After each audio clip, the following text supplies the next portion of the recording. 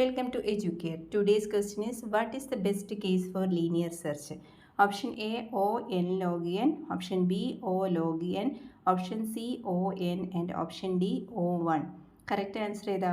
Correct answer is option D, O1. ഇനി linear search എന്താന്ന് നോക്കാം. It is also called a sequential search and it is a method for finding a target value within a list. It sequentially checks each element of a list for the target value until a match is found or until all the elements have been searched. And this illustrates a linear structure or linear search.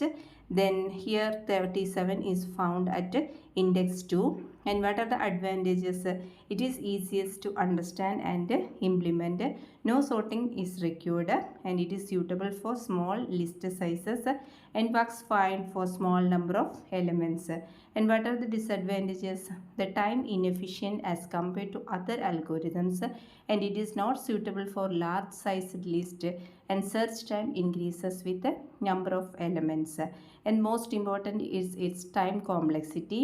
Its best case time complexity is O1 because the key might be present at the first index, and the worst case complexity is On where n is the size of the list because the key might be present at the last index, and the average case time complexity is On. Thank you.